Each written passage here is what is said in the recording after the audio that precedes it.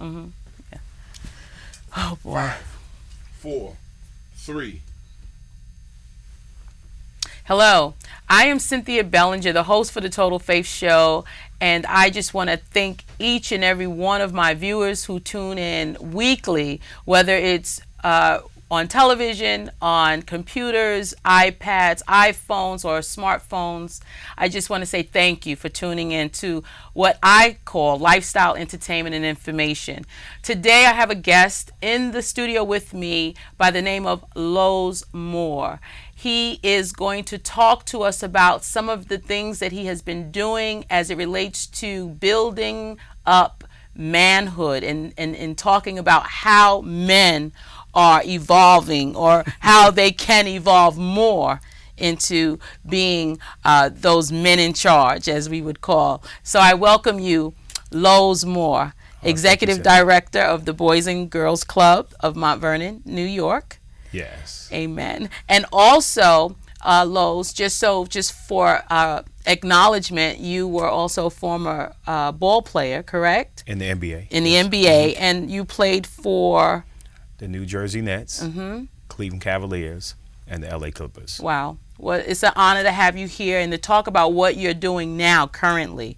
So, with that said, let's begin first with your position with the Boys and Girls Club of Mount Vernon, New York, as the executive director. You want to just touch on what your position is there to do? Well, just simply, I was a former member of the Boys Club, turned to Boys and Girls Club as a little kid. Okay. And the club wasn't doing that well, and I was in the midst of my completing my professional career as a player.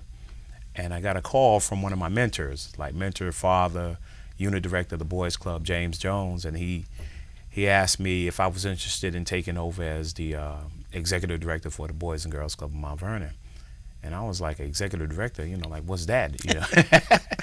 And it was intriguing. And he told me the state that the club was in, the state of emergency that the club was in. The club was no longer the kind of club that we grew up in. And he thought that with my experience, I could come back and be a positive influence. Right. I was in the midst of, now I was a little bit confused because I was being interviewed by the Chicago Bulls, and Phil Jackson had just gotten a job with the Chicago Bulls, and then the Boys Club or Boys and Girls Club, and I was kind of in a conflict and trying to figure out. But I started to think about my life, since I was 12 years old, just playing on the road all the time. And, now having, being married and having both my daughters, and listening to some of the players and coaches that are in professional sports talk about really never seeing their kids grow up. And they come home and they're walking, and next thing you know, they're teenagers. And I kind of weighed in. And then I also weighed in on the fact that here's an organization. I come from a single parent home, and my mother raised 4 children in a domestic violence situation. And I started to think, this club, really saved my life. And what a opportunity or privilege it would be to go back and help a place that helped me. And so I made a decision to come home. Awesome. And then that was in 1993, so I've been the executive director since 1993. Well, I commend you for the work that the Boys and Girls Club is doing in Mount Vernon, New York. And with that said, the offshoot of what you're also doing outside of that, or would that be in conjunction with, because there is the Men in Charge and also the Peacekeepers. You want to talk about Men in Charge? Is that also affiliated, or that's just another one of your passions? Just another one of my passions, but the Boys Club, before it became in the 80s the Boys and Girls Club, there were a lot of positive men who taught us how to be men and to be responsible young people, and kind of gave us the development of manhood and the responsibility, and then turn it over to boys and girls. So it became a little bit difficult when I became the executive director, because you have to be able to manage both male and female. You know, that's interesting. Not to cut you off, but I gotta interject. Mm-hmm. I know what that's like when it changes to co-ed, because I remember Mm-hmm. going to elementary school, junior high school for gym when it was just the girls. Right. But when I got to high school, it became co-ed, Oh, yeah. and I was petrified. Like, I gotta do this with the boys. Right. So right. that must have been. Yeah, and so, you know, of course we don't we have a program for girls called Smart Girls, and it is, you know, to develop them from, you know, the adolescent stages into hopefully womanhood. And then we have what we call Passport to Manhood, which is in my field of expertise, how to help young men become men. Is that like a rites of passage, perhaps? Kind of like a rites of passage. You know, we do it each year, and we start to talk about morals, values, ethics. We talk about the importance of developing education and to be responsible young men, and then I just so happen, as I have two girls, you know, two college graduates, girls, and now I do. At the time they were in high school, and then I had two boys. So, and a grandparent called me who out of Tuckahoe and asked me. She had two grandsons, and she wanted me to do a rites of passage. So I was like, you know, I really don't know what that is, but you know, as I researched it and came up with the concept, yes. I took her about 6 months, and I took her grandsons through this rites of passage, where we talked about business, politics. We went through the whole process, almost like a bar mitzvah, you know, what the Jewish culture does with the boys. And we took them through it, and then we had a ceremony, where we would light the candles, and we talk about, you know, now you're 13 years old, you're going to cross over into manhood, and what does that really mean? And the response after it was over, there was about 30 or 40 men, 50 men that were there, and they came over and said, man, I've never seen anything like that, and probably, you know, I probably would have went in a different direction if somebody had talked to me in that aspect in terms of a rites of passage or manhood. So it just got me to thinking, you know. So that's when I tried to implement it in the Boys Girls Club. And then when my oldest son was at Mount Vernon High School, he was making a decision coming from middle school to high school, and I had taken him through the rites of passage. Sure. My church allowed us to do a ceremony right there in the church, and my pastor prayed for him. We gave him Bibles, and you know. So what I started to say was, I went into this meeting with the new principal to see whether I wanted my son to go to the Thornton High School or Mount Vernon High School, which would be the better fit for him. And I met with both principals, and Mount Vernon High School had a male principal. So he said, well, Mr. Moore, if you would just come up to this meeting, and I would like you to get involved. So I did, and when I got there, it was him, it was me, and it was like 6 or 7 ladies. So I looked around, I said, boy, these numbers are not good. So as I thought about it, I said, you know, one of the questions, do you have a strategic plan? And he was kind of looking at me a little bit. And I said, okay. He's a little hesitant on that. And so I said, you know what? Right then and there, I felt God speak to me and said, you know, we need men present. And right there, I said, you know what I could do for you? I can get more men to come into the school. And we started what we call 100 positive men or more. So we would take and fill up the whole assembly with all the boys.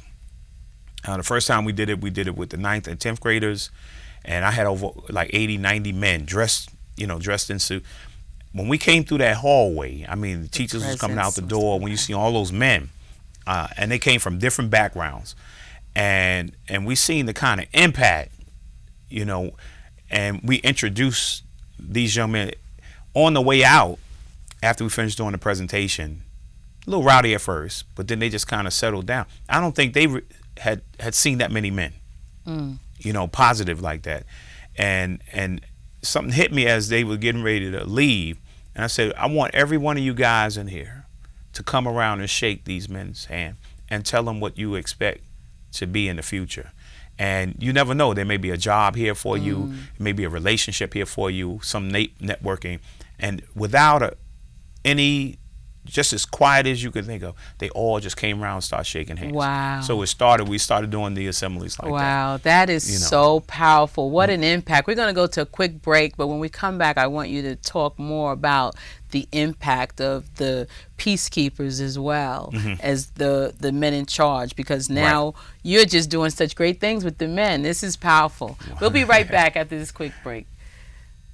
All right. That's good. All right. Let me see if there was something else. Got it. Yeah, okay. We're back again. Huh? Yeah, well, we're back. We're back. Yeah, I want you to just, share even with the peacekeepers, because now we see the evolving of the men, and how you're making such an impact, because men are, they're the heads of our families, and I believe that there's been a conspiracy personally against families and against the men of our families to separate and to divide, and that's a lot of households are being in that way without a father figure or a male figure. And so with this movement, I like to call it, as a matter of fact, I just want to let all of the Total Faith viewers know that Lowe's and I, we met in seminary. That's right. Right, we were classmates, and that's right. we were studying in seminary, and this is wonderful because to now see or to understand this impact that you're making with family, because that's key. Right. My husband and I, we actually started a curriculum that will be introduced into the jail facilities of juveniles. Oh, wow. We're going into the facilities, so we're going to be talking more to you about that, because we want to teach, or at least give them something to a way of rites of passage about healthy relationships. Right. Because that's where it all begins, with the family. Definitely. So impact. Talk about the impact of the peacekeepers as well as the men in charge. Well, right after that, there was a string of almost 21 straight deaths in the city of Mount Vernon among young black males. Yeah. And the United Black Clergy, called a summit on violence, or a summit against violence. And what evolved from it was like 12 different task force. How is Mount Vernon portrayed in the media? Because, most of the time you see things on Mount Vernon is always negative. Yeah, So then we had youth development, youth outreach, and it was 12 different strategies dealing with education, violence, the judicial system, and then a gentleman by the name of Captain Dennis Muhammad from the Nation of Islam had a vision, and I think the United Black Clergy had an opportunity to either select what we were doing in the schools, but they liked the idea of the peacekeepers. So Captain Dennis made a presentation, and I was doing my thing in the schools, but 170 men showed up to the first meeting. Wow. And he introduced the mission of peacekeepers, which was that we would march for 1 hour, and we'd be out there to protect our women, our children, and our seniors. And then there had to be a 6-week training where we were trained in people skills, first aid, CPR, self-defense, and loving kindness. Because when we go out, we're not the police. We're not looking for drug deals. We're going out in loving kindness. And 170 men went through the process. 4 weeks of training? 6 weeks of training. 6 weeks. And then we had our first march, and we marched through Mount Vernon, and we selected strategically the worst neighborhood, and we prayed in. We marched from Grace Baptist Church all the way up 4th Avenue to Main Street to 3rd and 3rd, and we prayed in. It was a long line. It was so many men. I mean, the whole community was like, and we were dressed in, we have an orange shirt that says Peacekeepers. I mean, bright orange, because The orange signifies the highest alert for America. When we go orange, we know we're in a state of war. You know, so we wore orange because it's an emergency. And we started. We marched all through the area, and then we broke out onto every block. So like 10 men on a block, and I mean, women and children was like, well, who are these guys? You know, who are these men? Yeah, who are these men coming through here in these here? Orange T-shirts talking about peacekeepers? Right, and we stayed. Each Saturday we go out for an hour, showing love and kindness, and we hand out flyers to tell the men in the community our meetings are on Tuesday for an hour, and to come out and find out what the peacekeepers are all about. What we found is that the guys who were dealing or whatever they were doing out there, for that hour, the community could feel safe because they would leave. They would just go. They come back later, but we seen it as that we were sowing a seed. So the first time we went out there, we sowed the seed of love and kindness, and we were engaging, talking, shaking hands, you know. Wow. And what ends up happening is those 170 men all have skill sets. So we started to identify issues that were in the community. And if we find an issue like childcare or after school childcare, and one lady said, what's a peacekeeper? You know, what are you going to do for me? You know? Right. And some of the peacekeepers seen her with like 4 children. And so, there's your children in the after school program? It's like, no, they're not. And ask me, what do you want to know? And so they called me because I'm the director of the Boys and Girls Club, and I came over and they told me what the problem was. And so I said, well, your kids are not in an after school program? Well, yeah, they're not in after school programs, and their fathers are in prison. Yep. So I said, well, I'm going to scholarship you to the Boys and Girls Club. I'm going to give them a place to go after school. That's what peacekeepers do. If we find that somebody's homeless, we know enough people in Mount Vernon where we can get people off the street. Most young men said, we need jobs. I said, okay, you're in a bad way right now, which means you have the alcohol problem or drug problem.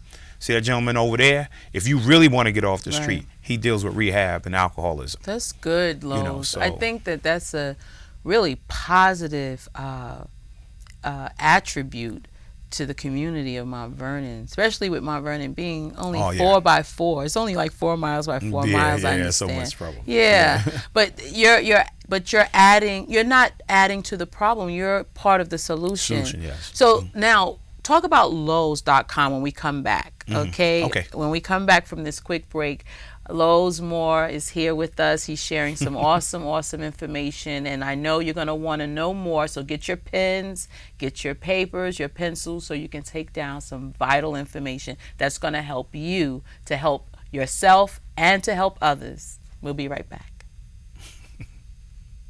Cool. So we're going to talk about Lowes.com. All right. So now that we have talked about the Boys and Girls Club, which you are the executive director. We talked about the what was it, the 100 positive men march, the men in charge, and also the peacekeepers. Right. Now, lowesmore.com. What's that? Lowesmore.com. I have been discussing about a possible book coming out that I've been working on, and we were looking for a title as we were going through my life. Sure. And coming from North Carolina, coming to Mount Vernon as a young kid, and the process of dealing with, growing up in having both parents, sure. and then, having a divorce happen due to domestic violence, and then still see my mom be able to manage 4 children, persevere, yes, and have them go on to be successful. And so, I started to think, people should know about that. So, we were working on a title for the book, and I remember the scripture. It says, broad is the gate, right, and narrow is the road that leads to life, and only a few find it. It said, many find the road to destruction, but not that many find that narrow road that leads to life. So we named it the narrow road. And how, it says broad is the road that leads to destruction, and many find it. That's right. But narrow is the road that leads to life, and only a few find it. And I kind of see myself on that narrow road as a young man, and eventually start to see my life narrow and focus come into this life that I now live. And I felt like young men needed to know about this. So lowesmore.com deals with how to coach men. It's a life coaching process, because many people don't know how to develop, particularly young men.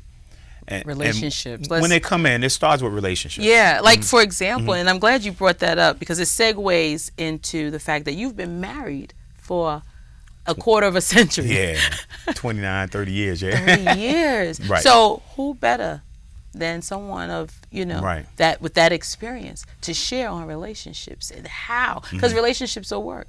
Oh yeah, definitely. And I believe that is something can be taught. Yeah, firsthand experience is always good, but when you can have mentors, I believe everyone should have a mentor. Oh yeah, definitely. And you are an example for that. I appreciate that. No, I say that because 30 years, you would have had to acquire some sort of system. Well, I think it came out in an experience, because when my father and mother was going through, and I was a young kid. I'm like 11 or 12 years old, so they're fighting in the other room, and and all I could do as the oldest, I had my brothers and my sister, and I'm holding them, and we're crying, right. and we're going back and forth, and in some instances, in terms of my aunts as well, they all end up as single parents, and so it's almost for a young man to say, is this the life of a man?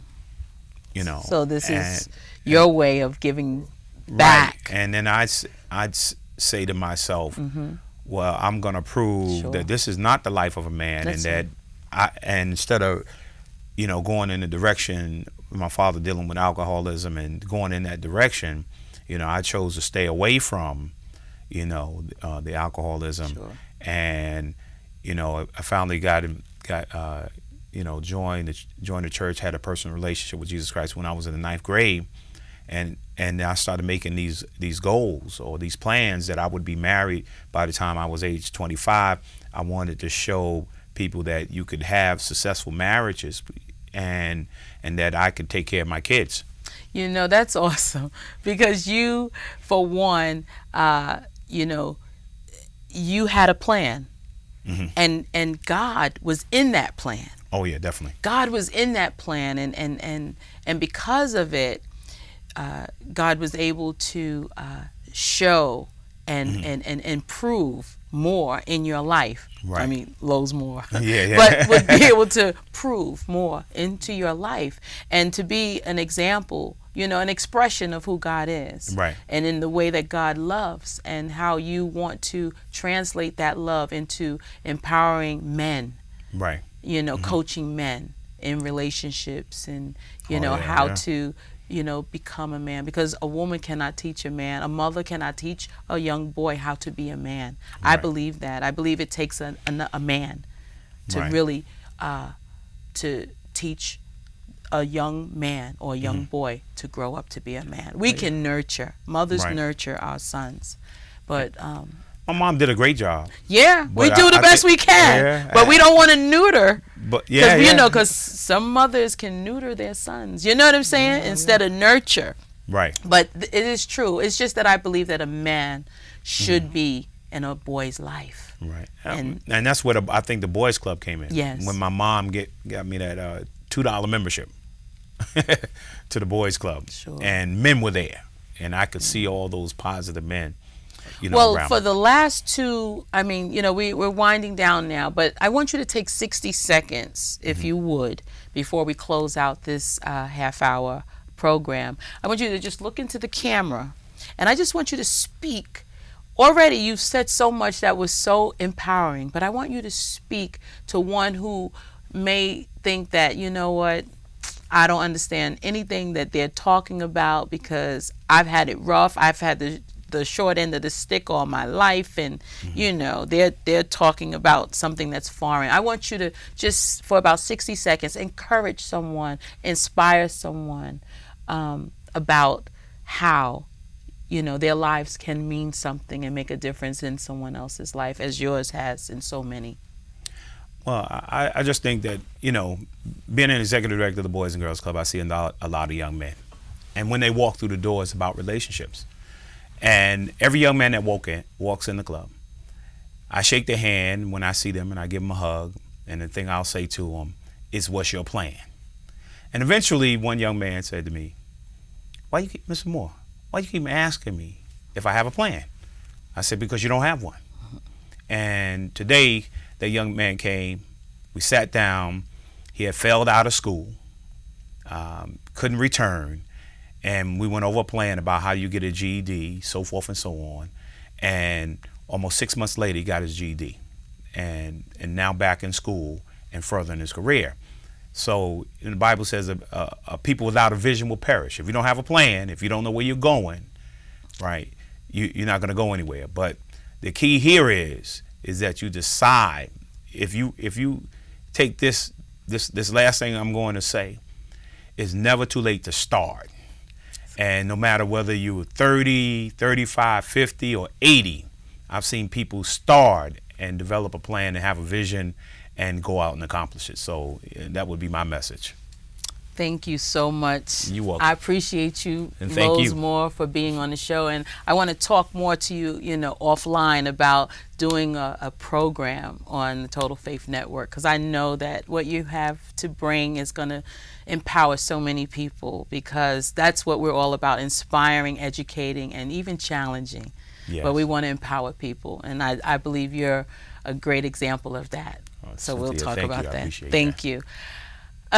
This is Cynthia Bellinger. I am the host of the Total Faith Show. Thank you so much for tuning in, as you always do. Please visit the website at www.totalfaithnetwork.com, where you'll see more information on all of the shows that previously have aired and will continue to air, including information about any guests that you have seen. So just visit www.totalfaithnetwork.com and write me, contact us, let us know your thoughts. If you have any suggestions, and even your prayers are welcome.